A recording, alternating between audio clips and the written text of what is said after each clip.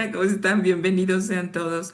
En esta ocasión contamos con la participación, con la presencia de la doctora Susana García Uribe de Coaching Humano SE, con el doctor Enrique Aguilar Vargas, que es director de la Facultad de Ingeniería y Tecnología de la Universidad de La Salle Baquío, y con el maestro Álvaro Pulido Quintanar, director de Servicios Escolares de la Universidad Panamericana Campus Guadalajara.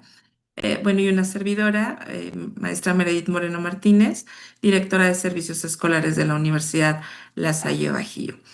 En esta ocasión, bueno, pues estamos reunidos para conversar sobre la manera en que las instituciones educativas de nivel medio superior y sobre todo superior estamos incorporando elementos y herramientas de inteligencia artificial en las áreas de servicios escolares y en la gestión escolar. Si les parece bien, quisiera arrancar esta reflexión eh, preguntando, ¿cómo consideran ustedes o cómo viven ustedes esta incorporación de la inteligencia artificial en los servicios escolares? Pero la realidad es que yo soy como niño con juguete nuevo. ¿Por qué? Porque ese tipo de temas a mí me gustan mucho. Dicen por ahí, de repente piensa que soy ingeniero, pero la realidad es que no. Y bueno, desde que empezó el tema de la inteligencia artificial, pues, a ver, yo lo veo como un acelerador de actividades, sobre todo de actividades cotidianas. Y en servicios escolares sí existen ciertos procesos que son más o menos estandarizados y ubicados en el tiempo. Entonces, yo lo he visto precisamente como un acelerador de esos procesos y sobre todo, pues que puede ser una herramienta que pueda ahorrar mucho tiempo en actividades que luego llegan a ser muy tediosas. También como un aliado para poder identificar ya de una manera personal y específica, por ejemplo, cuando tenemos diferentes bases de datos y queremos cruzar información por algún requerimiento de la SEP, pues también te ayuda precisamente a analizarlas y darte como ¿cómo se llama? Como una ayuda, ya sea para a través de otras herramientas o del mismo Excel, buscar la manera de cómo identificar, aislar y preparar tú una base de datos que te pueda dar una respuesta en específico que no sea tan normal y natural, ¿no? Entonces, en este sentido, nos acerca al usuario común de a pie mucho a poder resolver cosas que antes necesitaba de un técnico especializado para que se las pudiera llevar a cabo. Gracias, Álvaro. Esto me hace pensar en algo, digo, porque en algo particular y es, ¿cómo lo hacemos? Es decir, hablamos de inteligencia artificial y de alguna manera hemos estado yendo o hemos estado acercándonos a estos temas de algunos programas específicos, el ir aprendiendo cómo desarrollar las órdenes que se le da a la inteligencia artificial y a ver si no digo una tontería, aquí que me corrija Enrique, cómo ir aprendiendo a desarrollar estos prompts y cómo ir aprendiendo a manejar esto, pero, creo que al final viene el pero. ¿Hasta dónde podemos tener la seguridad de que esta información este uso que le estamos dando nos genera datos confiables, nos genera información fidedigna, nos genera resultados que no nos ponen en riesgo como institución? Y aquí me gustaría preguntarle a Enrique, ¿cómo lo visualiza o cómo lo podríamos cuidar? Porque a lo mejor muchos estamos tratando de incorporar algunas cosas, como lo comenta Álvaro, ¿no? De, bueno, vamos a jalar de aquí o vamos a ir jugando, pero ¿cómo podemos irlo cuidando para que esta información sea eso, sea una información cuidada, sea una información fidedigna, sea una información legítima y no terminemos luego enredando las cosas? Sí, muchas gracias, maestra Merit. Muchas gracias por la invitación a Arce, por compartir con ustedes un poco sobre el área de tecnologías de información, específicamente en la parte de inteligencia artificial. Mi trinchera es un poquito más técnica, es más del área de meternos directamente a la parte de inteligencia artificial en todos sus ámbitos. Y bueno, un aspecto importante que lo acaba de mencionar muy bien la maestra Merit es que efectivamente la forma como interactuamos con la inteligencia artificial tenemos que catalogarlo en 3 niveles. Son 3 niveles. El nivel 1 es el nivel donde aplicaciones de inteligencia artificial generativa, como ChatGPT, como Cloud, Copilot, Gemini, etcétera, nos permiten ser más productivos, como bien lo comentaba el maestro Álvaro, ¿no? La productividad es el punto principal por la cual la inteligencia artificial está entrando en todas las áreas, desde luego en el área de control escolar, sin lugar a dudas. El segundo nivel es cuando los sistemas internos de la universidad se conectan a, se le llaman APIs, es un software intermedio con el cual permite que la información que está en la universidad pueda interactuar con modelos de inteligencia artificial para poder agilizar procesos. Ese es el nivel número 2. Y el nivel número 3 es la creación de agentes que se encarguen de poder atender, por ejemplo, necesidades que estén en el mostrador, tener mostradores digitales en donde estos agentes se encarguen de proporcionar la información que muchas veces hace de manera muy repetitiva la persona que está en el mostrador ahí en control escolar, ¿no? Entonces, son los 3 niveles. Ahorita estamos en el primer nivel, en donde herramientas como ChatGPT nos pueden apoyar para mejorar la productividad.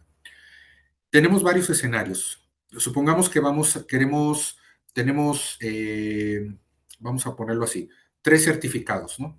Y queremos que esa información se concentre en un archivo de Excel.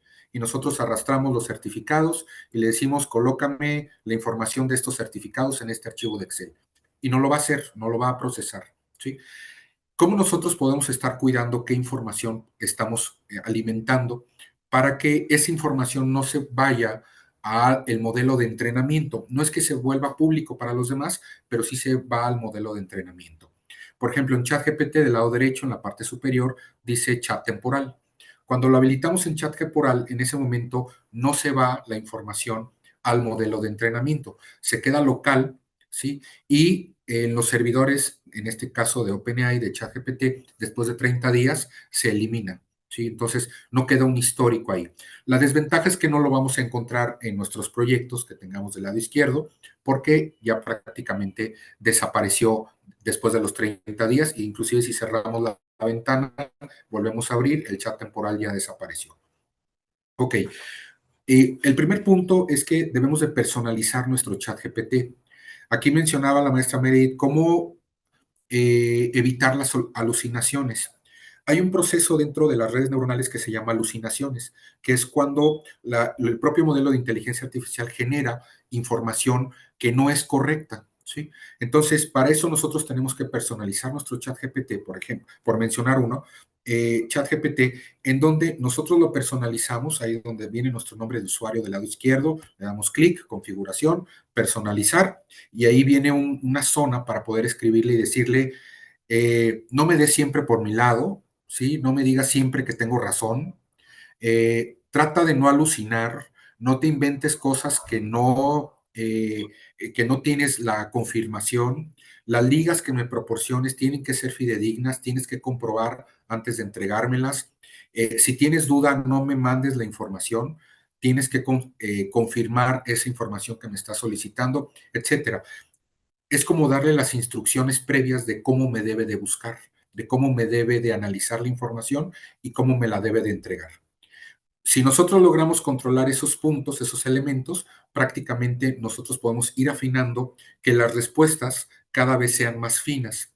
Claro, a veces a la primera no nos va a dar la mejor respuesta, pero nosotros podemos ir alimentando para que la respuesta poco a poco se vaya afinando, ¿no? Entonces, en esos dos sentidos, por un lado podemos garantizar seguridad de la información y por otro lado podemos garantizar que la información que nos entregue sea correcta. Hay un elemento adicional. ChatGPT tiene la zona de GPTs personalizados.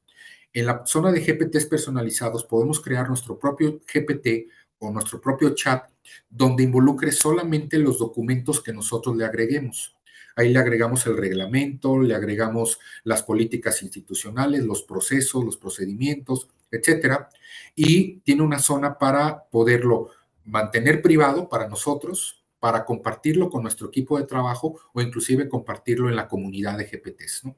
Si lo dejamos para nuestro equipo de trabajo, es un chat donde rápidamente, si viene un caso de un alumno que tuvo un problema con cierto documento, rápidamente en el chat podemos poner, está esta situación con este alumno, fundamentame de acuerdo a la documentación institucional qué es lo que tenemos que proceder. Y nos va a dar los lineamientos y dónde está fundamentado con cada uno de los artículos. Ahí nosotros podemos empezar a personalizar nuestro propio chat GPT, porque muchas veces no configuramos chat GPT con estas instrucciones y eso empieza a provocar que nos dé alucinaciones, que nos dé información que no es correcta, que nos dé links rotos, etcétera, etcétera, ¿no? Entonces, perdón, si me hablan por lo general, no soy de los que hablen mucho, pero si es área de inteligencia artificial y nadie me para. Entonces, perdón, muchas gracias. Gracias, gracias, Enrique. Eh, es que me quedé pensando. Entonces, parte de la respuesta entendería que de entrada ChatGPT sí es un programa que podríamos utilizar con estas condiciones o con estas, vamos a decir, especificaciones. Álvaro, ¿ustedes usan ChatGPT o usan algún otro tipo de programas? Sí lo he utilizado ChatGPT, pero ahorita estamos más enamorados con Gemini y Mm. con lo que es el Notebook, LM, que también es parte de lo de Gemini. Y aquí quería hacer una acotación, como dice el doctor Enrique, tiene que haber a ver, hay dos maneras de utilizar ¿cómo se llama? La inteligencia artificial. Uno es abierto, conectado a Internet, y otro es cerrado, solamente con los recursos que tú le proveas a la herramienta. Y en este sentido, depende mucho de lo que tú quieras, él cómo te haces de información. Cuando lo que quieres es que te ayude a una lluvia de ideas, pues sí te conviene que esté abierto al mundo.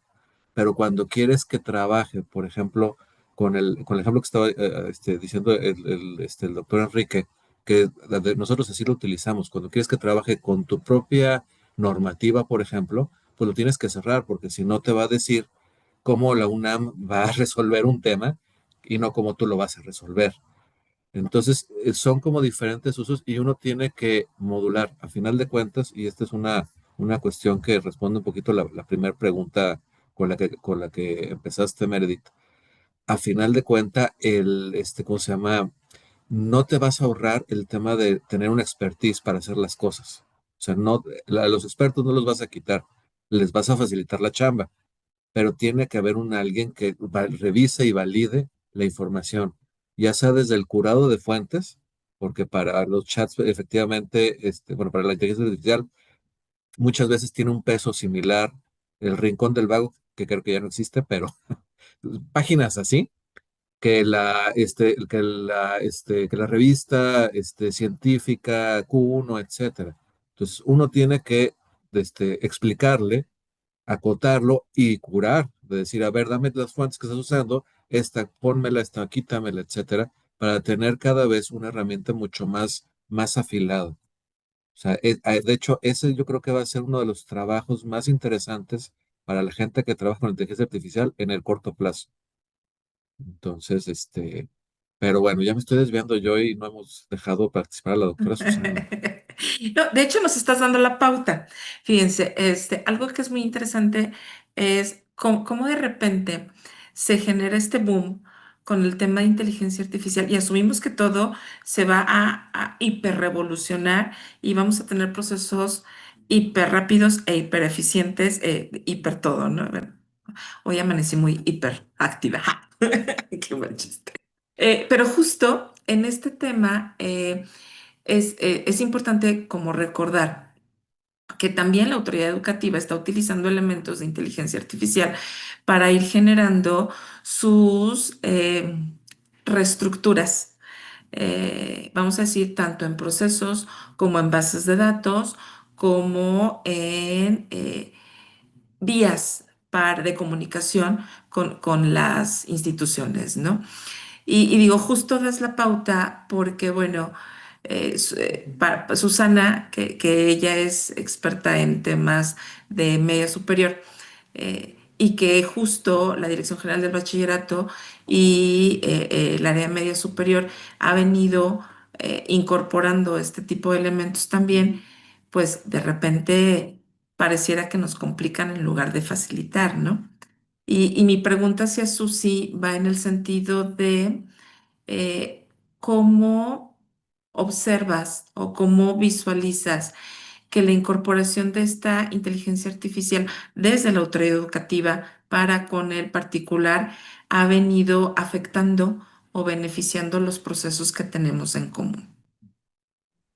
Hola, pues muchas gracias a nuestros latuanis de la inteligencia artificial. Doctor Enrique, me da gusto volverte a ver por acá y maestro Álvaro, muchas gracias. Gracias a la ARCE por esta invitación y a Mere, bueno, pues que siempre es una gozada acompañarte en este tipo de conversatorios. Eh, en primer instancia, lo que me gustaría mucho es responder a la pregunta de origen que tiene que ver con qué pensamos de la inmersión de la inteligencia artificial en lo que es el proceso de facilitación en los servicios escolares o el proceso de inserción de la inteligencia artificial en los servicios escolares de todas las instituciones. Y lo que quiero decirles es que casi siempre las instituciones privadas vamos un paso adelante de lo que es la autoridad educativa. Y bueno, pues muy revolucionarios, hiperrevolucionarios en muchos de sus espacios educativos. Quiero también reconocer que las herramientas se hacen justo para ser utilizadas y debiesen traer siempre una serie de instructivos de calidad humana al lado.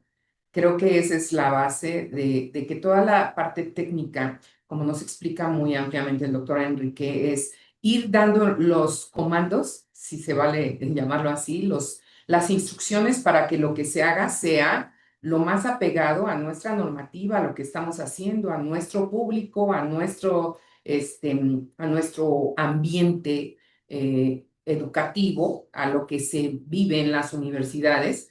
Y eso nos permite tener en esa avanzada la información y echar a pelear bases de datos o como que agarras a Gemini y le dices, a ver, dime cómo hago todo esto que ya tengo aquí y hazme un análisis. Y entonces los expertos que tienes en las instituciones son los que requieren ser vistos por los directivos para poderlos capacitar, porque tienen gente súper valiosa, súper implicada en los procesos educativos y requieren ser vistos para que se puedan sentir cómodos y no se frustren ante el uso justo de estas herramientas, porque cuando nosotros, perdón el término, Enrique, era cuando alucina nuestro chat GPT, entonces entramos en procesos de desconfío absolutamente de todo esto y ya no lo voy a usar, ¿no? Y entonces no nos arrojamos a los avances que nos está poniendo en charola de plata algo que si se usa correctamente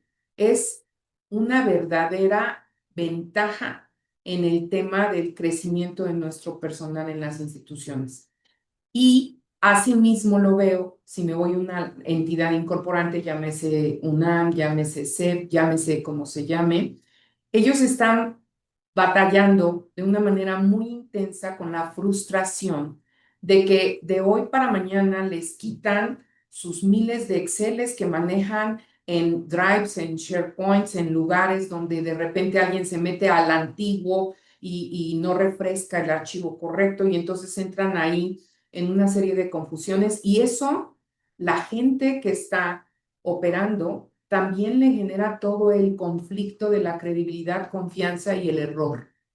Y cuando entran en estos procesos, la desconfianza o el desacreditar el uso de la inteligencia artificial para facilitar la vida de todos nuestros colaboradores se vuelve verdaderamente un fantasma que persigue a todas las instituciones. Y en ese tenor lo que les quiero decir es, en DGB, la última ocasión antes de que hubiera un cambio así importante, siguen los cambios importantes en las estructuras, hablaba justo con el director de operaciones de la DGB y me decía, estamos a punto de iniciar con toda la sistematización para llevar a cabo la producción de los certificados de bachillerato, de migrar del sistema PASE a migrar a un sistema semejante al que estamos utilizando en profesiones. Y como pueden ver, se han ido dilucidando cada una de estas circunstancias y cada vez va cayendo más toda la necesidad de unificar un sistema educativo en su gestión, en su manejo y que la gente que lo opere no se vaya quedando atrás de las que tenemos en las instituciones educativas privadas. Gracias, Susi.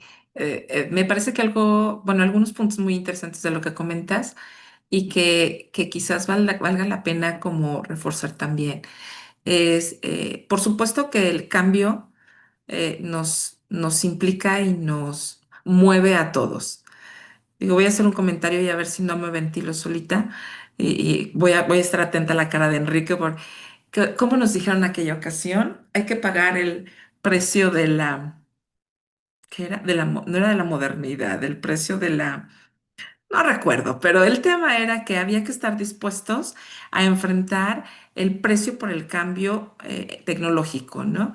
Y la realidad es que eso es complejo y digo, humanos somos todos, independientemente de donde estemos, y siempre el perder la seguridad que me da el papel aquí contra la virtualidad que me da el papel allá en la máquina, pues genera un cambio de paradigma, ¿no? Eso por un lado. Por el otro, creo que también es importante reconocer los esfuerzos que está haciendo la autoridad educativa y vale la pena, porque esto que comenta Susi, ellos lo tienen perfectamente claro. Y me parece que están haciendo esfuerzos importantes para poder irlo alineando. Es decir, ellos tienen muy claro que tenían una brecha en medio.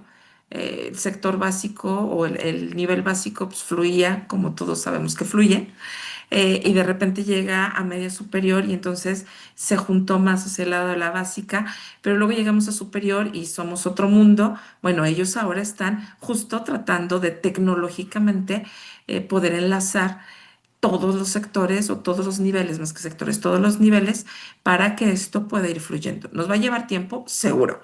Si a las instituciones que tenemos eh, tecnólogos y gurús como los aquí presentes, pues nos lleva tiempo y hay resistencia, pues más en un tema a nivel nacional, ¿no? Sí, sí, eso es importante y bueno, confiemos en que podremos eventualmente, a través del uso de la inteligencia artificial, pues enlazarnos todos, o al menos la mayoría, porque también es cierto que el país tiene diversidades importantes. Entonces, y bueno, y aristas muy particulares, tanto en media como en superior y todo lo demás. Ya nos estamos yendo ahora a tratar de arreglar el país y eso es más complicado. Mejor vamos a regresarnos a tratar de arreglar los servicios escolares nada más. Em, vamos ahora como con puntos muy concretos. Y aquí lanzo dos preguntas. La primera es, eh, entendido ya que la inteligencia artificial hoy tiene un papel relevante y cada vez lo va a tener más justo para eficientar las cargas de trabajo que tenemos sin descuidar la parte humana y sin asumir que la tecnología va a sustituir o a resolver absolutamente todo, es decir, mediado en este tema. ¿Tenemos ya algún caso de éxito visto?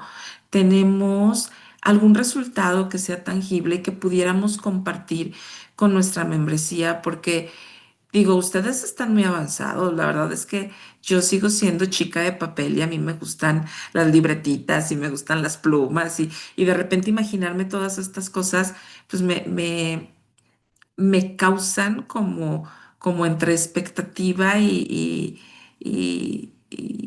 un choque, ¿no? Entonces, ¿qué podríamos compartir de casos de éxitos que tenemos o que conocemos? Sí, Enrique.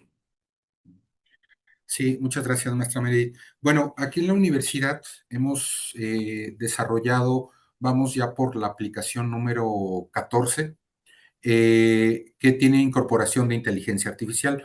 No es usar ChatGPT o usar alguna otra plataforma, sino es tener un desarrollo propio dentro de la universidad con el código fuente que se conecten a modelos de inteligencia artificial para atender alguna problemática o algún proceso en particular. Les quiero mencionar un ejemplo que estamos piloteando aquí en la facultad. El software se llama Tutorial Asalle. Lo que hace el software es nosotros cargamos el historial académico del estudiante sin mencionar el nombre del estudiante, obviamente. Cargamos el historial académico, las materias, cuánto ha sacado, ¿sí? Y una vez de que tenemos esta información, ¿sí?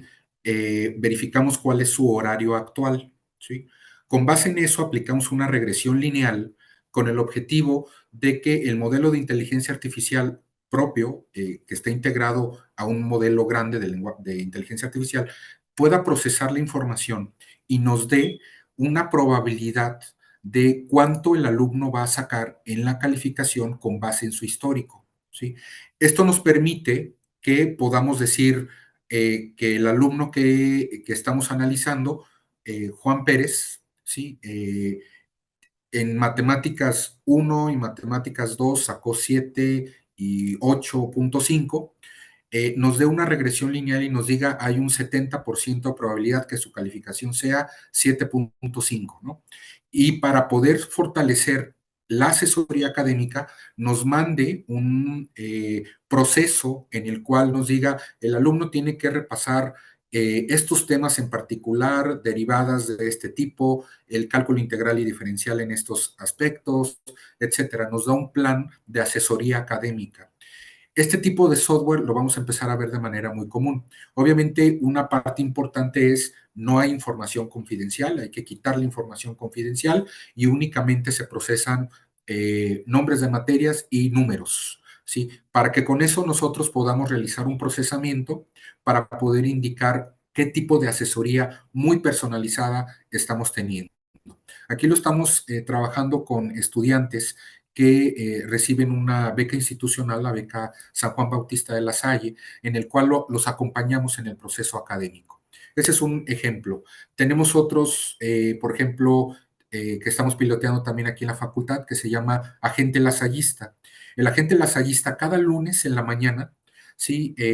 A las 12 del día, lo que hace es, va y busca frases de inspiración cristiana, eh, de motivación para los estudiantes y genera un pequeño párrafo que en ese momento se aparece en una pantalla al validador y el validador dice, sí, me parecen bien estas frases lasallistas, estas recomendaciones de la semana, aceptar, y al momento de que se acepta, se manda a los canales de Teams automáticamente en dos escenarios. Nuestros becarios igual, San Juan Bautista de la Salle, y nuestros alumnos internacionales de la facultad, ¿no? Entonces, cada lunes el alumno entra a su Teams y ve frases de recomendación, frases de orientación, todo con el espíritu lasallista, ¿no? Principalmente, ¿sí? Tenemos software que generan insumos de trabajo para que el asesor de un proyecto de titulación tenga elementos un poquito más claros de los anteproyectos que alumnos están presentando. Tenemos evaluadores de indicadores, en este caso de investigadores, de lo que están entregando, nos da un proceso de revisión y evaluación. ¿Qué es lo que estamos haciendo? Estamos pasando de un proceso en donde las personas hacen a un proceso en donde las personas validan, ¿sí? Y este proceso de transformación prácticamente empezará a continuar en todas las áreas de la universidad y de las empresas en general, porque cosas que se hacen actualmente de manera muy rutinaria, la inteligencia artificial lo va a poder hacer. Pero como bien comentaba el maestro Álvaro, se necesita el proceso de validación de lo que está entregando la inteligencia artificial, quién está validando y de qué manera para tener productos de calidad. El software lo estamos trabajando en conjunto con la Dirección de Gobernanza Digital de la universidad y al momento ya dos áreas, el área de vinculación tiene 4 software ya en producción y el área de investigación y doctorado tiene 7 software ya también trabajando con ellos y más los que estamos trabajando en pilotaje aquí en la Facultad de Ingenierías y Tecnologías, todas presentadas y con el visto bueno de nuestro señor rector, ¿no? Gracias, Enrique. Ahí informen, por favor, el de servicios escolares. Me urge uno para servicio social profesional, por favor. Entonces, la validación del servicio social, por favor, el siguiente, número 1.1, ese toca a nosotros. Álvaro, en Sí, su caso, yo tengo ahora sí que dos casos de éxito así padres y otros tropiezos. Tengo por un lado, un agente que se trabajó con toda la normativa, tanto de la normativa federal que nos aplica como la normativa local. Y lo que hace es analiza se utiliza mucho para cuando necesitamos hacer actas por algún incumplimiento a la normativa. Entonces lo que hacemos es, para lo que está entrenado es para recibir la relatoría de hechos y en función de la relatoría de hechos, buscar y fundamentar por qué es que se está incumpliendo algo de la normativa. Entonces, en vez de tener a alguien que esté revisando y fijándose en qué artículo dice, etcétera, te saca todo esa parte de resumen para incorporar en el acta, pues que al final de cuentas es con la que se va a tratar el caso con el alumno, pues. Y la verdad es que sí, sí ayuda. Y el otro agente que tengo es un agente que ayuda al tema del diseño curricular. Esto porque, digo, no sé si sucede en todos lados, pero siempre hay perfiles con nosotros que son muy buenos académicamente, son expertos en su materia, pero el tema de hacer planes de estudio y actualizaciones les cuesta mucho.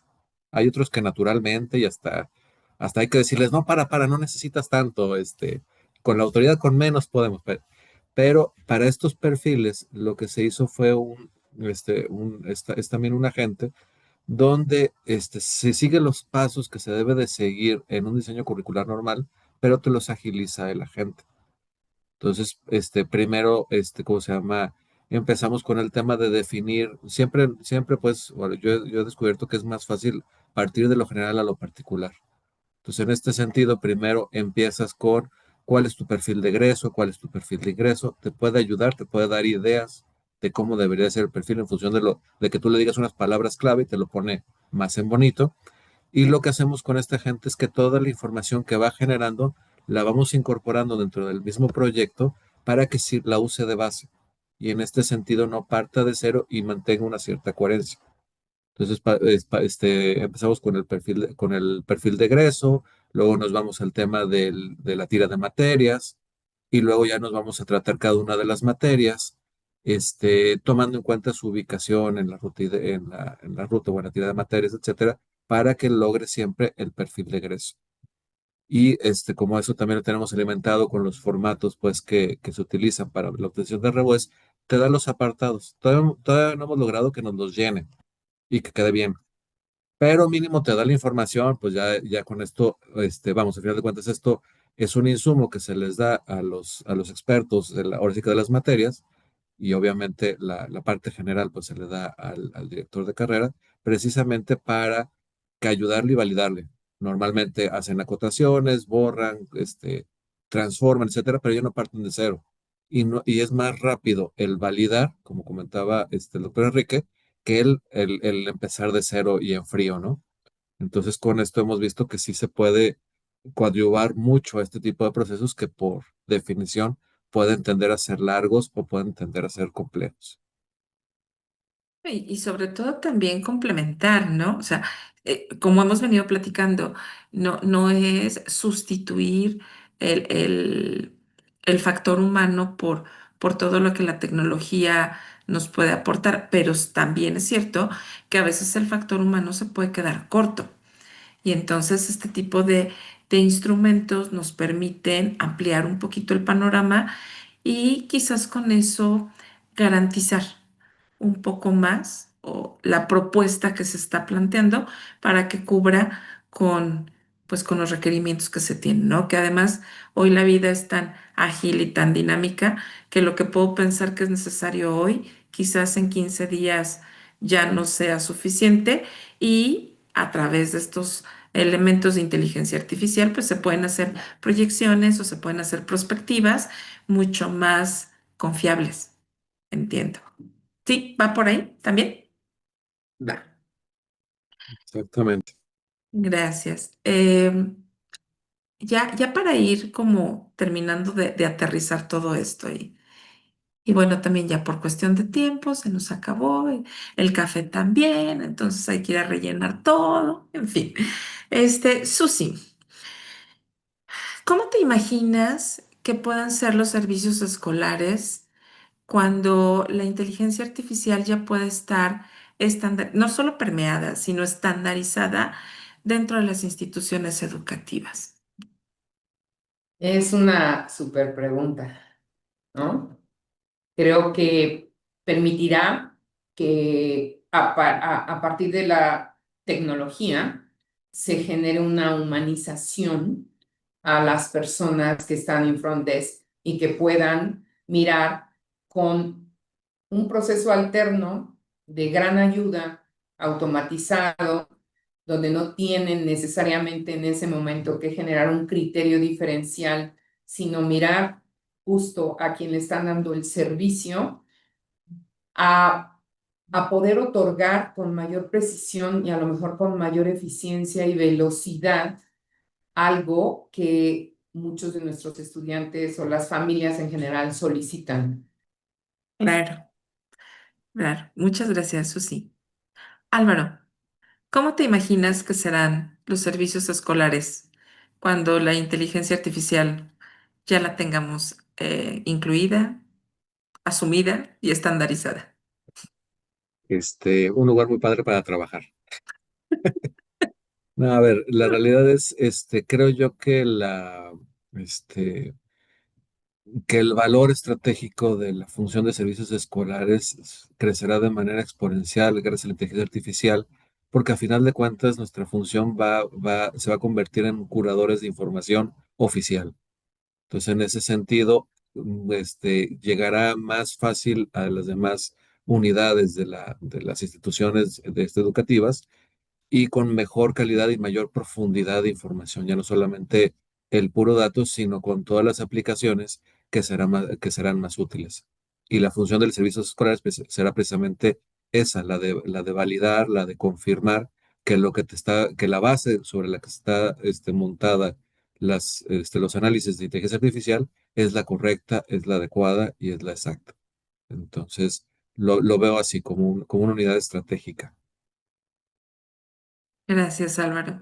Digo, y a propósito va la pregunta, sí, ¿eh? Enrique, ¿cómo te imaginas que vaya a ser la gestión escolar cuando la inteligencia artificial esté ya permeada, no solo en los servicios escolares, como nos comenta Susi y Álvaro, sino a lo mejor en muchas otras áreas de la universidad que también inciden en las actividades de los servicios escolares? Sí, muchas gracias. El, el 21 de marzo del 2023, la Universidad de Pensilvania publicó un artículo acerca del impacto de los grandes modelos de inteligencia artificial en las profesiones, ¿no? El- Ellos establecen que va a haber profesiones que se van a transformar por completo, ¿sí?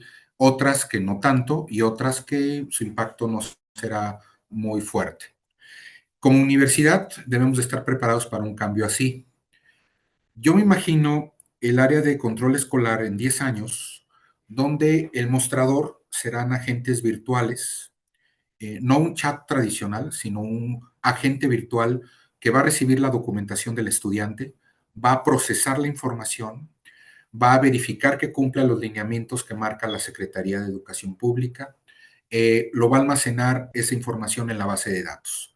Base de datos que estará conectado a nuestro sistema central de control escolar, el cual a través de modelos de inteligencia artificial procesará la información, verificará inconsistencias, analizará todo para que cumpla prácticamente todos los procesos y tiempos que marca la autoridad educativa.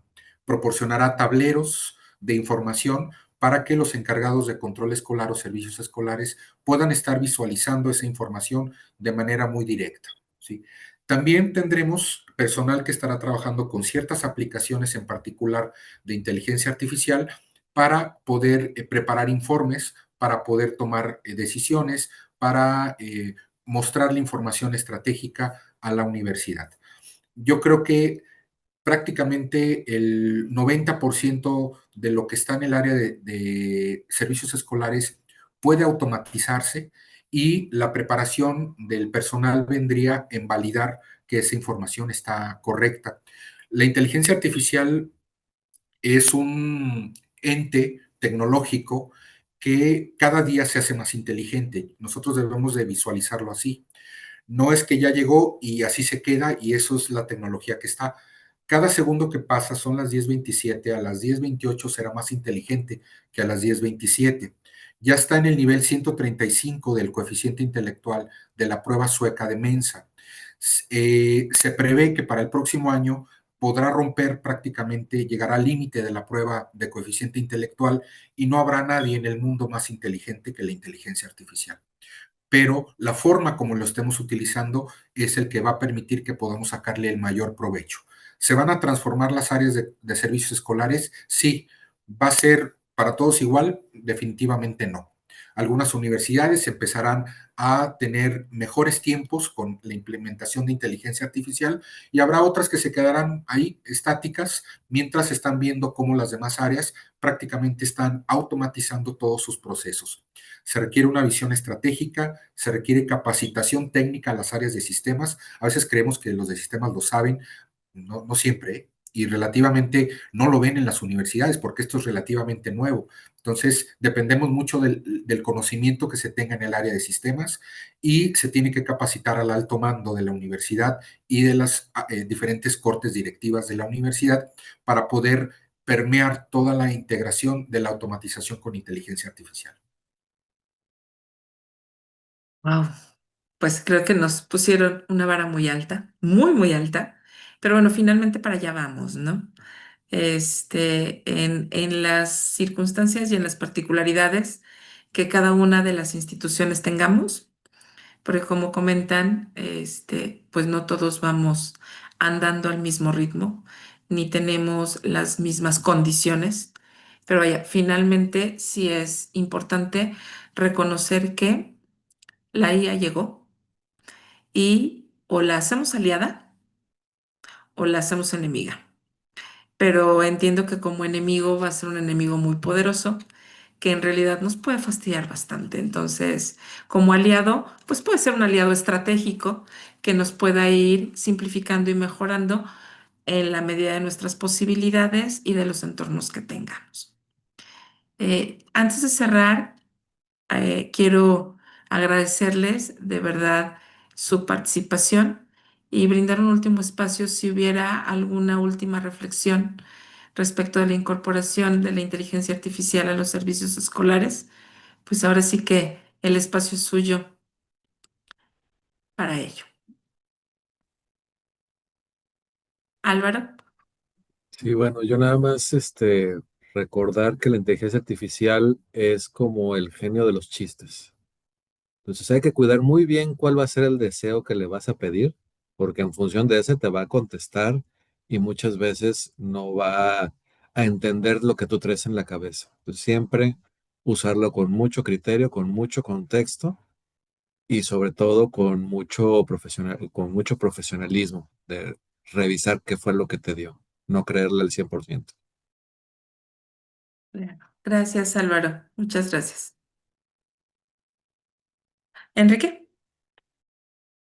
Sí, bueno, yo les hago una recomendación de cómo hemos trabajado en algunas consultorías del área de sistemas. Mi área es de sistemas, soy desarrollador de software. Eh, yo lo veo en 4 niveles, perdón, 4 fases en 3 niveles, ¿sí? 4 fases en 3 niveles.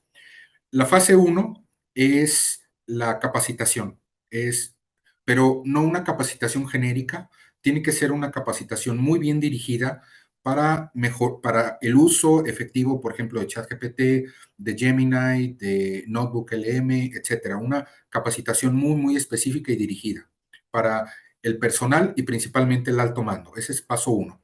El paso 2 es la revisión y verificación que los procesos que tenemos en servicios escolares están bien clarificados. Cada persona sabe exactamente qué es lo que tiene que hacer, sabe cuáles son sus procedimientos y sabe cuáles son sus tareas de trabajo. Y todo documentado, que todo esté documentado de qué hace esa persona. Esa es la fase 2. La fase 3 es el etiquetado, que es la parte principal del proceso que hace servicios escolares, cuáles son procesos complementarios, y ese etiquetado nos va a permitir saber cuál de los 3 niveles de inteligencia artificial vamos a integrar. La de uso de herramientas comerciales como ChatGPT, Gemini, Copilot, etcétera, El número 2 es si tenemos que integrar nuestro sistema interno a un modelo de inteligencia artificial para procesar la información, ese es el nivel 2. Y el nivel 3 es la creación de agentes autónomos que tomen decisiones, que reciban información y entreguen información, principalmente en las áreas de mostrador, ¿no? Estos tres elementos, estos tres niveles se unen en las 4 fases. La fase número 4 es la fase de despliegue y los tiempos de cómo se va a incorporar la inteligencia artificial en todas las áreas de control escolar y servicios escolares. Esto tiene que partir de un plan estratégico de integración de inteligencia artificial que precisamente permita el poder llevar el área de control escolar a la siguiente década, donde todo prácticamente va a estar automatizado. Esas serían las recomendaciones que yo les daría. Muchas gracias. Pues prácticamente ya nos dio el plan de trabajo. Entonces, Sí, sí, sí. ahora- Y me ahora- permite, es que se vale hacer IA con IE, ¿no? Inteligencia artificial con inteligencia emocional. Creo que esas serían factores clave de éxito. así es. Muchas gracias, Susi.